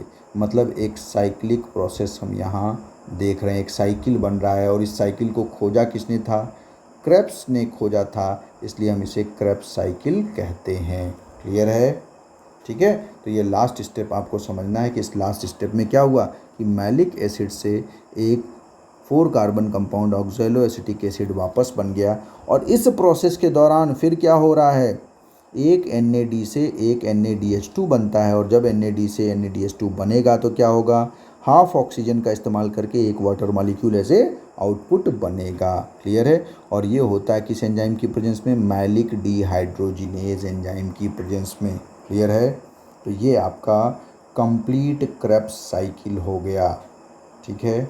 अब जैसे मैंने बताया कि अगर आप इसको टुकड़ों टुकड़ों में याद करोगे तो आपको याद हो जाएगा। अब पूरी साइकिल को देखो एक बार हम देखते हैं, ध्यान दो। पूरी साइकिल को, थोड़ी छोटी हो जा रही है लेकिन चूंकि पूरी साइकिल मैं आपको बता चुका हूँ तो सिर्फ कोरिलेट करने के लिए एक बार फिर से देख लो पूरी साइकिल को। ठीक है, सिर्फ कोरिलेट करने के लिए, पूरी साइकिल मैं टुकड़ों में बता चुका हूँ तो जल्दी से कोरिलेट करते हैं। देखो सबसे पहले कहाँ से शुरू करेंगे, ऑक्सैलो एसिटिक एसिड, ये कन्वर्ट होता है सिट्रिक एसिड में, citric acid cis aconitic acid में कन्वर्ट होता है, सिस एकोनिटिक एसिड से आइसोसिट्रिक एसिड बनता है, आइसोसिट्रिक एसिड से सीधे अल्फा कीटोग्लूटारिक एसिड, या पहले ऑक्सैलो सक्सिनिक एसिड फिर अल्फा कीटोग्लूटारिक एसिड बनता है। अल्फा कीटोग्लूटारिक एसिड से सक्सिनिल कोए बनता है, सक्सिनिल कोए से सक्सिनिक एसिड बनता है, सक्सिनिक एसिड से फ्यूमेरिक एसिड बनता है, फ्यूमेरिक एसिड से मैलिक एसिड बनता है। ठीक है, क्लियर है इतना बात। अब देखो उसके बाद क्या होगा, उसके बाद ये एंजाइम आपको ध्यान रखना है। ठीक है, ऑक्सैलो एसिटिक एसिड जब सिट्रिक एसिड में कन्वर्ट हो रहा है तो सिट्रेट सिंथेटेज का इस्तेमाल हो रहा है। सिट्रिक एसिड से जब सिस एकोनिटिक बन रहा है तो एकोटिनेज इस्तेमाल हो रहा है। सिस एकोटिनिक से जब आइसोसिट्रिक बन रहा है तब एकोटिनेज एंजाइम यूज़ हो रहा है। जब आइसोसिट्रिक एसिड से अल्फा कीटोग्लूटारिक यूज़ हो रहा है तो डी कार्बोक्सिलेज एंजाइम यूज़ हो रहा है। अगर आइसोसिट्रिक से आइसोसिट्रेट डिहाइड्रोजिनेज बन रहा है, मैंने ऑक्सैलो सक्सिनिक एसिड बन रहा है तो आइसोसिट्रेट डिहाइड्रोजिनेज एंजाइम का इस्तेमाल हो रहा है। अगर अल्फा कीटोग्लूटारिक एसिड से सक्सिनिल कोए बन रहा है तो अल्फा कीटोग्लूटारिक डिहाइड्रोजिनेज कॉम्प्लेक्स का इस्तेमाल हो रहा है। ठीक है, यहाँ एंजाइम सक्सिनिक थायोकाइनेज का इस्तेमाल हो रहा है, यहाँ सक्सिनिक डिहाइड्रोजिनेज का इस्तेमाल हो रहा है, यहाँ फ्यूमरेज का इस्तेमाल हो रहा है, यहाँ मैलिक डिहाइड्रोजिनेज का इस्तेमाल हो रहा है। ठीक है, चलिए एक और बात देखते हैं यहाँ पे कि इस पूरे प्रोसेस में जो मैंने देखी आपको बताया था कि कितने वाटर निकल रहे हैं और कितने वाटर कंज्यूम हो रहे हैं। तो देखो एक वाटर यहाँ इनपुट यूज़ हुआ, एक वाटर यहाँ इनपुट यूज़ हुआ, 2 वाटर हो गया, फिर एक वाटर यहाँ यूज हुआ, 3 वाटर हो गया, फिर एक वाटर यहाँ यूज हुआ, 4 वाटर। तो एक बार पहिया घूमा तो 4 वाटर मॉलिक्यूल यूज़ हुआ, 2 बार पहिया घूमेगा 2 एसिटिल को यूज़ करने में तो कुल कितने वाटर यूज़ हुआ, 8 वाटर मॉलिक्यूल का इस्तेमाल हुआ। ठीक है, अब निकल कितना वाटर मॉलिक्यूल रहा वो भी देख लो। एक वाटर मॉलिक्यूल यहाँ निकल रहा है, एक वाटर मॉलिक्यूल यहाँ निकल रहा है, एक वाटर मॉलिक्यूल यहाँ निकल रहा है, एक वाटर मॉलिक्यूल यहाँ निकल रहा है, एक वाटर मॉलिक्यूल यहाँ निकल रहा है। कुल कितना हो गया, 1 2 3 4 5, यानी कुल 5 वाटर मॉलिक्यूल निकल रहा है एक एसिटिल कोए में। तो 2 एसिटिल कोए में कितना हो जाएगा, 10 वाटर मॉलिक्यूल। क्या हो जाएगा, 10 वाटर मॉलिक्यूल हो जाएगा कि नहीं हो जाएगा। तो अब 10 वाटर मॉलिक्यूल निकला और 8 वाटर मॉलिक्यूल यूज़ हुआ, तो नेट गेन है वो सिर्फ कितना है, 2 वाटर मॉलिक्यूल का। नेट गेन क्या है क्रेब्स साइकिल में, 2 वाटर मॉलिक्यूल का है। क्लियर है। तो ये भी एक बैलेंस चार्ट आपको दिख गया। एक और चीज़ देखिए इंटरेस्टिंग यहाँ पे कि इस पूरे प्रोसेस में जब एक एसिटिल कोई यूज़ हुआ तो क्या आपका एज ए आउटपुट NADH2 और कितना FADH2 और कितना ATP बन रहा है? तो देखो, एक NADH2 यहाँ बन रहा है, एक NADH2 यहाँ बन रहा है, 2 हो गया, एक NADH2 यहाँ बन रहा है, यानी कुल क्या हुआ, एक एसिटिल CoA के दौरान 3 NADH2 बनेगा। यानी एक NADH2 कहाँ है, ये हो गया, एक NADH2 यहाँ हो गया, एक NADH2 यहाँ, यानी कुल कितना हो गया, 3 NADH2 बना एक एसिटिल CoA में। तो 2 एसिटिल CoA में क्या हो जाएगा भाई, मल्टीप्लाइड बाई 2 हो जाएगा, मतलब क्या हो जाएगा, 6 NADH2। ऐसे ही FADH2 देखो कितना बन रहा है, एक FADH2 बन रहा है, ठीक है, एक FADH2 बन रहा है एक एसिटिल CoA से। तो 2 एसिटिल CoA को यूज़ करके 2 FADH2 बनेगा। ATP कितना बन रहा है, एक ATP बन रहा है, एक ATP बन रहा है एक एसिटिल CoA को यूज़ करके। तो 2 एसिटिल CoA से 2 ATP बनेगा। क्लियर है? तो यानी अगर कोई आपसे पूछे कि एक ग्लूकोज को यूज़ करके कितना NADH2, तो 6 NADH2। एक ग्लूकोज को यूज़ करके क्रेब्स साइकिल में कितना FADH2, 2 FADH2। एक ग्लूकोज को यूज़ करके क्रेब्स साइकिल में कितना ATP बन रहा है, 2 ATP बन रहा है। और कोई पूछे एक एसिटिल CoA को यूज़ करके कितना NADH2, तो आप 3 NADH2 कहोगे। एक एसिटिल CoA को क्रेब्स साइकिल में यूज़ करके कितना FADH2, 1 FADH2। एक एसिटिल CoA को क्रेब्स साइकिल में यूज़ करके कितना ATP, 1 ATP। तो ये ध्यान रखना, ऐसे घुमा फिरा के सवाल पूछता है, इसलिए मैं सारे डायमेंशन को आपसे डिस्कस कर रहा हूँ। ठीक है, तो बच्चों ये आपका हो गया क्रेब्स साइकिल। अब इस क्रेब्स साइकिल के क्वेश्चंस जो पूछे गए हैं उनकी बात हम लोग कर लेते हैं। ठीक है, सीधे सीधे क्वेश्चंस फॉर्मेट में आ रहे हैं। अब इन पॉइंट्स को हम डिस्कस कर दे रहे हैं। इन पॉइंट्स में अब मुझे नहीं लगता है कि कोई दिक्कत होनी चाहिए। जो पूछे गए सवाल हैं उनको मैंने पॉइंट फॉर्म में नोट कर दिया है। ठीक है, सब पूछे गए सवाल हैं। पहला, it was discovered by Hans Kreb, so it is called as Krebs cycle. इसको हम सिट्रिक एसिड साइकिल भी कहते हैं, क्योंकि सिट्रिक एसिड में 3 कार्बोक्सिल ग्रुप होता है, इसलिए हम इसे ट्राई कार्बोक्सिलिक एसिड साइकिल भी कहते हैं। ठीक है, ये हो गया पहला पॉइंट। दूसरा पॉइंट देखिए, दूसरे पॉइंट में it occurs under aerobic condition. ये एरोबिक कंडीशन में होता है, मतलब इन प्रेजेंस ऑफ ऑक्सीजन होता है। आपने देखा ही यहाँ ऑक्सीजन का इस्तेमाल होता है। It requires continuous supply of NAD and FAD। यहाँ NAD और FAD का इस्तेमाल होता है लगातार, क्योंकि NAD से NADH2 बनता है और FAD से FADH2 बनता है। और दोनों ही ये NAD और FAD इस्तेमाल होते हैं एज ए इलेक्ट्रॉन एक्सेप्टर। और NAD को ये पूछा गया सवाल भी है कि यूनिवर्सल इलेक्ट्रॉन एक्सेप्टर हम किसे कहते हैं, तो NAD को हम क्या कहते हैं, यूनिवर्सल इलेक्ट्रॉन एक्सेप्टर कहते हैं। क्या कहते हैं, यूनिवर्सल इलेक्ट्रॉन एक्सेप्टर, इसे याद कर लीजिए। ठीक है, बहुत पूछा हुआ सवाल है। हालांकि इलेक्ट्रॉन एक्सेप्टर का काम NADP भी करता है, ध्यान रखो। फोटोसिंथेसिस में NADP इस्तेमाल होता है। ठीक है, फोटोसिंथेसिस में NADP NADPH2 में कन्वर्ट होता है। ठीक है, जबकि रिस्पायरेशन में NAD NADH2 में कन्वर्ट होता है। ये ध्यान रखना, ये बहुत कंफ्यूज कर जाते हैं बच्चे। तो रिस्पायरेशन में NAD NADH2 में कन्वर्ट होता है, फोटोसिंथेसिस में NADP NADPH2 में कन्वर्ट होता है। ऐसे याद रख लेना, फोटोसिंथेसिस है तो उसमें P होगा, NADP। ठीक है, और चूंकि फोटोसिंथेसिस भाई सब करते नहीं हो, तो सिर्फ प्लांट सेल करता है, जबकि रिस्पायरेशन चाहे एनिमल सेल हो चाहे प्लांट सेल हो। तो ऐसे में अगर यूनिवर्सल इलेक्ट्रॉन एक्सेप्टर की बात करें तो हम NADP को ना कह के हम किसको कहते हैं, NAD को कहते हैं। पूछा सवाल है कि यूनिवर्सल इलेक्ट्रॉन एक्सेप्टर हम NADP को बोलते हैं या NAD को, तो किसको बोलते हैं, NAD को, क्योंकि NAD रिस्पायरेशन में इस्तेमाल होता है, जबकि NADP फोटोसिंथेसिस में इस्तेमाल होता है। और फोटोसिंथेसिस सिर्फ प्लांट्स में होता है, जबकि रिस्पायरेशन प्लांट और एनिमल दोनों में होगा। ठीक है, चलिए नेक्स्ट हम लोग बात करेंगे। नेक्स्ट पॉइंट देखिए क्या है, in eukaryotes Krebs cycle occurs in matrix. Krebs cycle कहाँ होता है, मैट्रिक्स में होता है यूकैरियोट्स में। Matrix of what, mitochondria. जबकि प्रोकैरियोट्स में चूंकि माइटोकॉन्ड्रिया नहीं होता है, इसलिए क्रेब्स साइकिल वहाँ कहाँ होगा, साइटोप्लाज्म में। यानी प्रोकैरियोट्स में ग्लाइकोलिसिस भी साइटोप्लाज्म में होगा, लिंक रिएक्शन भी साइटोप्लाज्म में होगा, और क्रेब्स साइकिल भी साइटोप्लाज्म में होगा। ये आपको समझना है। ठीक है, क्लियर है।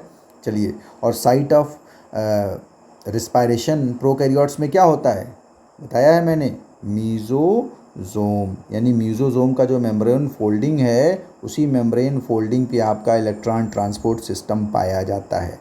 ठीक है, चलिए नेक्स्ट पॉइंट देखिए।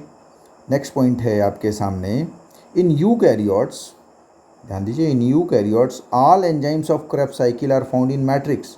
सारे एंजाइम्स मैट्रिक्स में पाए जाते हैं एक्सेप्ट सक्सिनिक डीहाइड्रोजिनेज, बहुत इंपॉर्टेंट है, एक्सेप्ट सक्सिनिक डीहाइड्रोजिनेज एंजाइम, जिसे हम मार्कर एंजाइम भी कहते हैं। क्या कहते हैं? मार्कर एंजाइम भी कहते हैं, which is located in inner membrane of mitochondria. Very very important question, कई बार पूछा हुआ सवाल है कि भैया क्रेब्स साइकिल का कौन सा वो एंजाइम है जो माइटोकॉन्ड्रियल मैट्रिक्स में नहीं पाया जाता है। तो कौन सा एंजाइम है? सक्सिनिक डीहाइड्रोजिनेज एंजाइम, जो कि माइटोकॉन्ड्रियल मैट्रिक्स में नहीं पाया जाता है। माइटोकॉन्ड्रियल मैट्रिक्स में नहीं पाया जाता है। कहाँ पाया जाता है फिर भाई? ये पाया जाता है इनर मेम्ब्रेन ऑफ माइटोकॉन्ड्रिया, और हम इसे मार्कर एंजाइम कहते हैं। तो दिमाग में आ सकता है कि सर इसको मार्कर एंजाइम क्यों कहते हैं? तो मार्कर एंजाइम देखो इसलिए कहते हैं क्योंकि it act as hub to link oxidative phosphorylation and ETS. ये क्या करता है? ये इलेक्ट्रॉन ट्रांसपोर्ट सिस्टम और ऑक्सीडेटिव फोटोफॉस्फोराइलेशन को जोड़ने का काम करता है। कौन? यही मार्कर एंजाइम, यानी सक्सिनिक डीहाइड्रोजिनेज, इसीलिए हम इसे मार्कर एंजाइम कह रहे हैं। ठीक है, ये हब का काम करता है, बहुत मेन एंजाइम है, ठीक, जो इलेक्ट्रॉन ट्रांसपोर्ट सिस्टम और ऑक्सीडेटिव फॉस्फोराइलेशन जो है, ऑक्सीडेटिव फॉस्फोराइलेशन को कनेक्ट करने का काम करता है। ठीक है, चलिए नेक्स्ट पॉइंट देखिए। नेक्स्ट पॉइंट आपके सामने है, in Krebs cycle 2 ATP are produced by substrate level phosphorylation. ठीक है भाई, एक बार पहिया घूमा तो 1 ATP, 2 बार पहिया घूमा तो 2 ATP बनता। और कैसे बनता? By substrate level phosphorylation. ठीक है, और सबस्ट्रेट लेवल फॉस्फोराइलेशन से ATP कहाँ बन रहा था? ग्लाइकोलिसिस के दौरान। पढ़ चुके हैं हम लोग ग्लाइकोलिसिस के दौरान। सबस्ट्रेट लेवल फॉस्फोराइलेशन क्या है, ये भी पढ़ चुके हैं कि किसी सबस्ट्रेट से निकला हुआ फॉस्फेट ग्रुप ADP से सीधे जुड़ के ATP बना लेता है। ठीक है, चलिए नेक्स्ट पॉइंट देखिए। नेक्स्ट पॉइंट है, 18 ATP बनता है बाई ऑक्सीडेशन ऑफ 6 NADH2। देखो ये जो NADH2 है, जैसे ATP को अगर एनर्जी करेंसी में आप रुपया मान लो ATP को, तो मैं बच्चों को समझाता हूँ कि NADH2 को मान लो डॉलर। ठीक है, जैसे 1 रुपये को अगर डॉलर में भुनाओ तो 70 रुपये के बराबर होता है। वैसे एक NADH2 जो है वो अगर भुनाओ तो आपको 3 ATP मिलता है। क्या मिलता है? एक NADH2 से 3 ATP मिलता है। इसलिए 6 NADH2 से कितना ATP मिलेगा? 18 ATP। क्लियर है? जबकि एक FADH2 को अगर भुनाओ आप तो आपको 2 ATP मिलता है। इसलिए 2 FADH2 से कितना ATP मिलेगा? 4 ATP। यानी इस प्रोसेस के दौरान देखो 18 ATP और प्लस ये 4 ATP कितना हो गया? 22 ATP, और ये 2 ATP सबस्ट्रेट लेवल फॉस्फोराइलेशन से बना। तो टोटल क्रेब्स साइकिल के दौरान कितना ATP बन रहा है? 24 ATP प्रोड्यूस हो रहा है। तो 24 ATP is produced in 2 turns of Krebs cycle. 2 बार जब क्रेब्स साइकिल का पहिया घूम रहा है तब 24 ATP बन रहा, ध्यान रहे। और अगर यही पूछ ले सवाल कि अगर एक बार क्रेब्स साइकिल का पहिया घूमे, एक एसिटिल को ये यूज हो, तो 24 ATP की बजाय कितना ATP बनेगा? 12 ATP। क्लियर है? तो यही नेक्स्ट पॉइंट भी देखो, in 2 turns of Krebs cycle to utilize 2 molecules 24 ATP बन रहा है। So 1 turn of Krebs cycle produce only 12 ATP। तो ये भी सवाल पूछता है, इसको ध्यान रखिए कि क्रेब्स साइकिल में 2 एसिटिल कोए का इस्तेमाल करके 24 ATP बनता है, और अगर एक बार क्रेब्स साइकिल का पहिया घूमे, एक बार एसिटिल कोए का इस्तेमाल हो तो 12 ATP प्रोड्यूस होगा। ठीक है, चलिए नेक्स्ट पॉइंट देखिए। नेक्स्ट पॉइंट आपके सामने है, the net balance of ATP during respiration is a theoretical exercise based on certain assumption. यही जो मैंने आपको बताया कि भैया जो ये क्रेब्स साइकिल है ये एक थ्योरेटिकल एक्सरसाइज है। थ्योरेटिकल बात है क्योंकि सेल के अंदर हम रिस्ट्रिक्ट नहीं कर सकते ना कि भैया अल्फ़ा कीटोग्लूटारिक एसिड जो बना क्रेब्स साइकिल में वो इसी प्रोसेस में इस्तेमाल हो, या कहीं और से नहीं बन सकता। आपने देखा अल्फ़ा कीटोग्लूटारिक एसिड प्रोटीन से भी डायरेक्टली बन जा रहा था कि नहीं बन जा रहा था। तो ऐसे में आपको ये समझना है कि जो क्रेब्स साइकिल का पाथवे हम लोग पढ़ रहे हैं ये सिर्फ तब एप्लीकेबल है जब ये पाथवे हम कुछ एजुम्शंस को आधार बना के ड्रा कर रहे हैं। पहला एजुम्शन है कि ये प्रोसेस ऑर्डरली पाथवे हो, यानी एक के बाद दूसरा बने, दूसरे के बाद तीसरा, तीसरे के बाद चौथा बने, और कोई भी बीच का जो कंपाउंड कहीं इस्तेमाल ना हो, कहीं कंज्यूम ना हो, कहीं खर्च ना हो, कुछ और ना बना ले, तभी ये साइकिल जैसा आपको दिख रहा वैसा दिखेगा। ठीक है। दूसरा, none of the intermediate is utilized to synthesize any other compound, यानी बीच का कोई भी चीज़ कुछ और ना बना ले। भाई अल्फा कीटोग्लूटारिक एसिड से देखो अमीनो एसिड फॉर्मेशन होता है, प्रोटीन बनता है, तो अल्फा कीटोग्लूटारिक एसिड जो क्रेब्स साइकिल में बना वो पता चला अमीनो एसिड बना लिया और उससे बना लिया प्रोटीन, तो कहीं और खर्च हो गया, तो कहाँ आगे कंटिन्यू होगा फिर आपका। तो आपको समझना ये सिर्फ तब एप्लीकेबल है जब ये प्रोसेस ऑर्डरली हो, जब इस प्रोसेस में कोई भी इंटरमीडिएट कहीं और ना इस्तेमाल हो, किसी और चीज़ को बनाने में ना खर्च हो। ठीक है। एंड ग्लूकोज इज़ ओनली रिस्पायर्ड, और ग्लूकोज को हम एज ए रिस्पायरेटरी सबस्ट्रेट ले रहे हैं, तब ये साइकिल है। ठीक है, क्लियर है। चलो नेक्स्ट पॉइंट देखते हैं। ये एनसीईआरटी की लाइन है इसलिए इसको ध्यान रखिएगा, पूछ सकता है इससे सवाल। नेक्स्ट पॉइंट है, since a number of Krebs cycle intermediates are used in synthetic pathways, so TCA cycle is also called as amphibolic pathway or anaplerotic pathway। ये बड़ा सवाल पूछता है भाई। पहले माना जाता था कि जो रिस्पायरेशन है एक कैटाबॉलिक प्रोसेस है, लेकिन अब कहा जाता है कि नहीं भैया रिस्पायरेशन एम्फीबोलिक प्रोसेस है। क्यों? क्योंकि ये जो क्रेब्स साइकिल है, इस क्रेब्स साइकिल में बहुत से इंटरमीडिएट्स, जैसे अभी मैंने बताया अल्फा कीटोग्लूटारिक एसिड को ही ले लो। अल्फा कीटोग्लूटारिक एसिड प्रोटीन बनाने में इस्तेमाल होता है, तो वो सिंथेसिस में इस्तेमाल हो रहा है ना, यानी एनाबॉलिक प्रोसेस में इन्वॉल्व हो रहा है। इसीलिए अब हम क्रेब्स साइकिल को कैटाबॉलिक की बजाय क्या कहते हैं, एम्फीबोलिक। एम्फीबोलिक मतलब कैटाबॉलिक और एनाबॉलिक दोनों हो सकता है, ब्रेकडाउन भी हो रहा है और सिंथेसिस भी हो रहा है। ठीक है। तो टीसीए साइकिल को हम क्या कहते हैं, एम्फीबोलिक पाथवे या एनाप्लेरोटिक पाथवे भी कहते हैं, क्योंकि इस दौरान सिंथेसिस भी हो रहा है। क्लियर है। ये एक पॉइंट पूछता है। नेक्स्ट पॉइंट देखिए।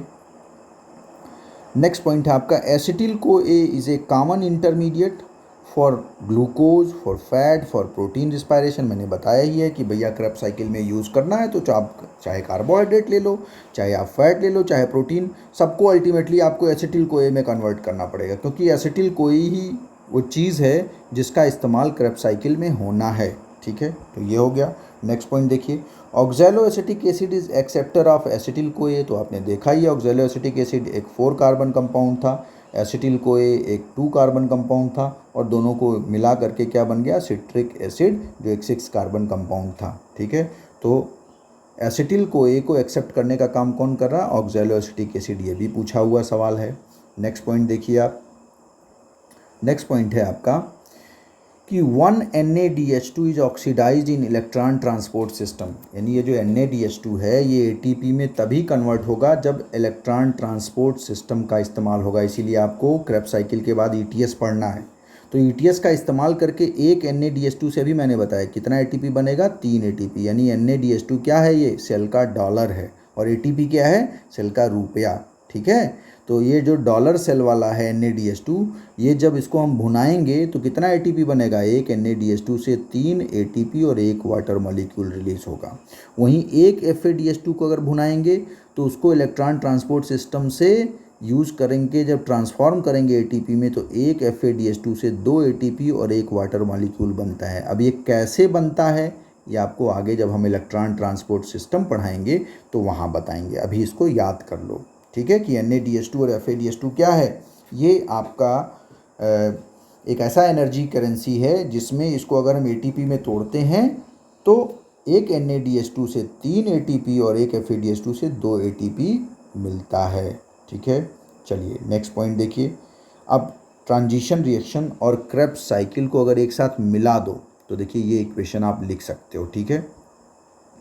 एक पायरुविक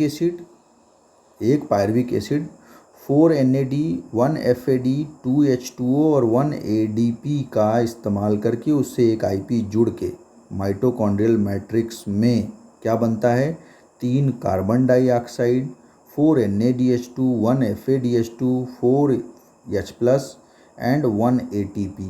ठीक है, तो चूंकि एक पायरुविक एसिड तो ग्लूकोज से बनता नहीं है, बनता कितना है, 2 पायरुविक एसिड, तो मल्टीप्लाई कर दो इसमें 2 का। यही आपका कंप्लीट ट्रांजिशन रिएक्शन और क्रेब्स साइकिल का क्या हो जाएगा, इक्वेशन, जिसको आप ऐसे लिख सकते हो। यानी क्रेब्स साइकिल के दौरान देखो और ट्रांजिशन रिएक्शन दोनों के दौरान देखो, 3 कार्बन डाइऑक्साइड 2 मॉलिक्यूल से मल्टीप्लाई करोगे यानी 6 कार्बन डाइऑक्साइड निकलता है। कुल 4 को अगर 2 से मल्टीप्लाई करो तो 8 NADH2 निकलता है, 2 FADH2 निकलता है और 2 ATP निकलता है। क्लियर है, यानी लिंक रिएक्शन या ट्रांजिशन रिएक्शन में सिर्फ 2 क्या निकलता है, NADH2 ही तो निकलता है, यही तो निकलता है। ठीक है, तो यानी जो आप क्रेब्स साइकिल में आउटपुट था उसमें सिर्फ ये 2 NADH2 जोड़ दो, बस इतना ही करना है आपको। ठीक है, तो ये आपका इक्वेशन, इसे ध्यान रखना है आपको। चलिए नेक्स्ट पॉइंट देखते हैं हम लोग। अब थोड़ा सा एनर्जी बैलेंस जो आपको मैंने बताया उसको थोड़ा ऐसे समझ लो, एनर्जी बैलेंस को। ठीक है, फिर से एक बार समझ लो, जो मैं आपको बता दूं तो आपको थोड़ी कहानी आसान लगेगी। चलो स्टेप वाइज फिर इसको भी समझते हैं, भी लास्ट में देख लेंगे चार्ट। एक ग्लूकोज मॉलिक्यूल 2 पायरुविक एसिड में टूटता है जिसे हम कहते हैं ग्लाइकोलिसिस, और इस ग्लाइकोलिसिस में 2 ATP और 2 NADPH2 एज ए आउटपुट बनता है। तो ये हो गया ग्लाइकोलिसिस का आउटपुट। ठीक है, अब देखिए नेक्स्ट स्टेप में क्या होता है। नेक्स्ट स्टेप में आपका ये पायरुविक 2 पायरुविक एसिड 2 एसिटिल कोए में कन्वर्ट होता है, इसे हम बोलते हैं लिंक रिएक्शन, और इसके दौरान 2 NADH2 बनता है। क्लियर है।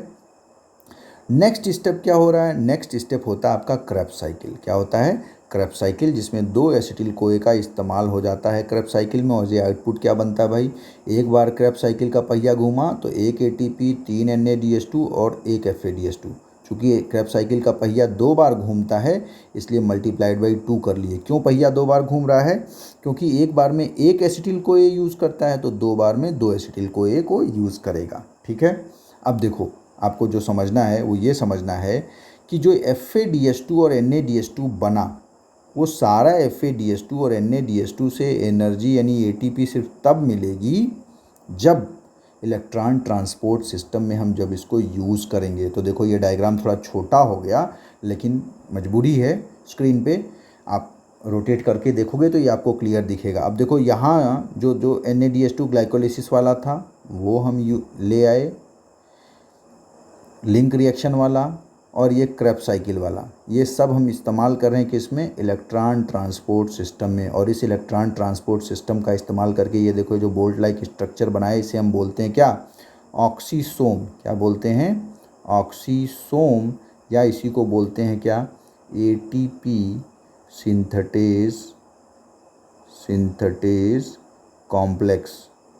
ठीक है, तो किसको बनाने में मदद करता है, ये मदद करता है ATP बनाने में। तो देखो ये ADP से IP जुड़ के क्या बन रहा है, ATP बन रहा है। अब कैसे बनता है वो ETS इलेक्ट्रॉन ट्रांसपोर्ट सिस्टम में देखेंगे, लेकिन सिर्फ आपको यहाँ ये समझाना था कि भैया ये जो NADH2 है या FADH2 है, ये सिर्फ तब ATP में कन्वर्ट होगा जब इलेक्ट्रॉन ट्रांसपोर्ट सिस्टम का इस्तेमाल होगा, उसके बिना नहीं ATP में कन्वर्ट होगा। इसीलिए देखिए इस ETS इलेक्ट्रॉन ट्रांसपोर्ट सिस्टम को इस्तेमाल करके ये जो ATP बनाएगा वो कितना ATP बनाएगा देखिए। अब इसको अलग से देख लीजिए, अब आप इसको समझ सकते हैं, अब कहानी को जोड़ सकते हैं। ठीक है, तो इस इलेक्ट्रॉन ट्रांसपोर्ट सिस्टम को यूज़ करके देखिए 10 NADH2 से 30 ATP बनता है, 2 FADH2 से 4 ATP बनता है, यानी कुल 34 ATP आपका इलेक्ट्रॉन ट्रांसपोर्ट सिस्टम से बनता है। ठीक है, किससे, 10 NADH2 और 2 FADH2 को यूज़ करके। ठीक है, अब इस 10 NADH2 में कोई पूछे कि भैया कहाँ से आया 10 NADH2, तो इस 10 NADH2 में से 2 NADH2 ग्लाइकोलिसिस में आया, 2 NADH2 आपका कहाँ से आया, लिंक रिएक्शन में, और बचा कितना, 6 NADH2 आपका आया क्रेब्स साइकिल से। ये हो गया 10। 2 FADH2 कहाँ से आया, तो ये भाई 2 का 2 क्रेब्स साइकिल से आता है। ठीक है, तो इस तरीके से 10 NADH2 का इस्तेमाल करके 30 ATP और 2 FADH2 का इस्तेमाल करके 4 ATP, यानी इलेक्ट्रॉन ट्रांसपोर्ट सिस्टम को यूज़ करके 34 ATP बनेगा। और ग्लाइकोलिसिस वाला 2 सबस्ट्रेट लेवल फॉस्फोराइलेशन से 2 एटीपी, और क्रेब्स साइकिल में भी 2 एटीपी सबस्ट्रेट लेवल फॉस्फोराइलेशन से बनता है। तो टोटल 34 और 2 36 और 2 38 एटीपी का फॉर्मेशन होता है utilizing 1 glucose molecule in cellular respiration. Clear है? अब ये 38 एटीपी एक ग्लूकोज से बन गया। अब आप कहोगे सर आप बोले थे 36 एटीपी भी, तो अब भाई 38 से 36 एटीपी, कब 38 एटीपी और कब 36 एटीपी होता है ये आगे समझाएंगे, अभी इतना समझ लो। क्लियर है इतनी बात? तो यहाँ आपको मैंने एक बार फिर से आपको एनर्जी चार्ट बता दिया कि कैसे इलेक्ट्रॉन ट्रांसपोर्ट सिस्टम का इस्तेमाल करके NADH2 और FADH2 ATP में कन्वर्ट होता है। ठीक है, चलिए अब ये आपका हो गया बैलेंस चार्ट। इससे भी सवाल पूछ लेता है क्रेब्स साइकिल का, तो इसे भी आपको मेमोराइज करना है। मैंने इसको समरी बना दिया है अच्छे से, इसे आप याद कर लीजिए। देखिए मेन 3 स्टेप्स है, ग्लाइकोलिसिस, ट्रांजिशन रिएक्शन और क्रेब्स साइकिल। चार्ट में देखिए बनाया, ग्लाइकोलिसिस के दौरान 2 वाटर मॉलिक्यूल यूज़ होता है, 4 वाटर मॉलिक्यूल बनता है, इसलिए नेट गेन कोई पूछे तो सिर्फ 2 वाटर मॉलिक्यूल का नेट गेन होता है। मैंने लिखा नहीं है, वो आप बाय डिफ़ॉल्ट समझ लीजिएगा। ठीक है, ग्लाइकोलिसिस में देखिए कोई ऑक्सीजन का इन्वॉल्वमेंट नहीं है, कोई ऑक्सीजन का इस्तेमाल नहीं होता है, और इसीलिए ग्लाइकोलिसिस में देखिए कोई ऑक्सीजन का इस्तेमाल नहीं होता है, इसीलिए ग्लाइकोलिसिस एरोबिक और एनारोबिक रेस्पिरेशन में कॉमन है। ठीक है, एक और बात कि इस ग्लाइकोलिसिस में 2 ATP और 2 NADH2 बनता है। ठीक है, क्लियर है इतना बात? कार्बन डाइऑक्साइड अगर देखें तो कार्बन डाइऑक्साइड के टर्न में ग्लाइकोलिसिस में कोई कार्बन डाइऑक्साइड का प्रोडक्शन नहीं होता है। ट्रांजिशन रिएक्शन में देखो, ट्रांजिशन रिएक्शन में कोई वाटर मॉलिक्यूल इस्तेमाल नहीं हो रहा, कंज्यूम नहीं हो रहा है, बल्कि 2 वाटर मॉलिक्यूल फॉर्म्ड बनता है। ठीक है, क्यों 2 वाटर मॉलिक्यूल बन रहा है? क्योंकि 2 NADH2 बनता है। याद रखो, ऐसे जोड़ सकते हो कहानी को।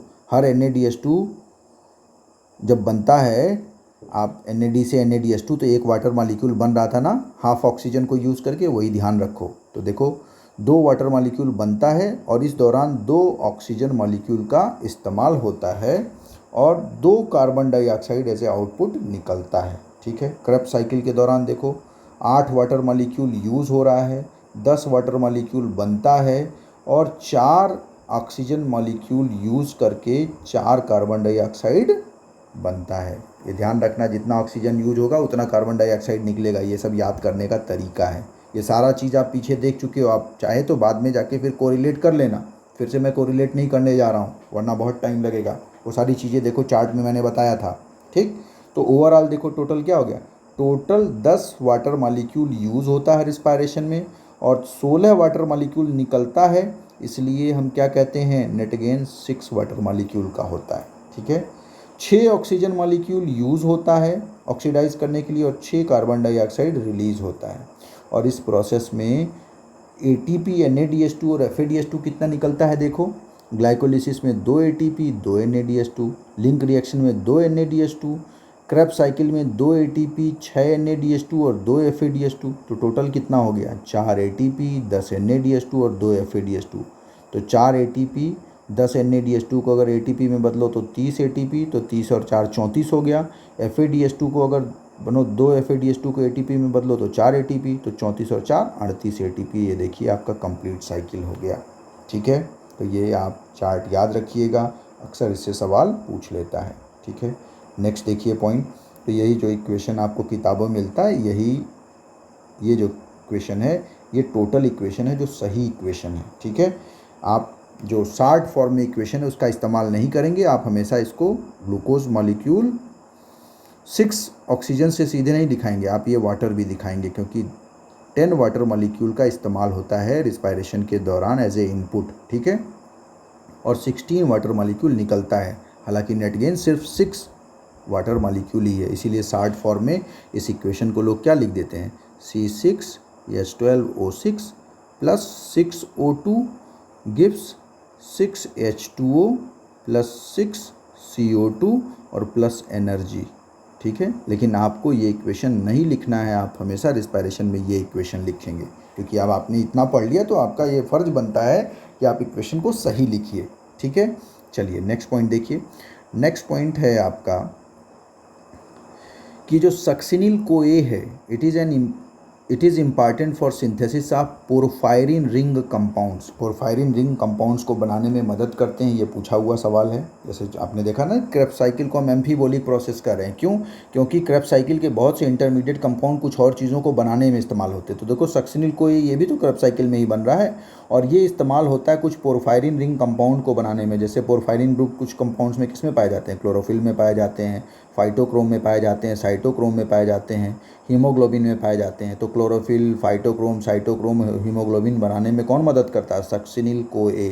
क्लियर है? नेक्स्ट पॉइंट देखिए, ये पूछा हुआ सवाल है, याद कर लीजिएगा। नेक्स्ट है अल्फा कीटोग्लूटारिक एसिड, जो आपका क्रेब्स साइकिल में बन रहा था, ठीक है। It involve in amino acid formation. इसका इस्तेमाल करके हम क्या बनाते हैं? अमीनो एसिड बनाते हैं बाय रिडक्टिव एमिनेशन। ये जब हम लोग मिनरल न्यूट्रिशन चैप्टर पढ़ेंगे तो वहाँ डिटेल में पढ़ेंगे। आप इतना जान लो अभी कि अल्फा कीटोग्लूटारिक एसिड जो क्रेब्स साइकिल में बन रहा था, इसका इस्तेमाल हम अमीनो एसिड बनाने में करते हैं बाय रिडक्टिव एमिनेशन, ठीक है। और बाकी 17, और इस रिडक्टिव एमिनेशन से जो अमीनो एसिड बनाते हैं वो बनाते हैं ग्लूटामिक एसिड। पहला अमीनो एसिड क्या बनाते हैं? Glutamic acid.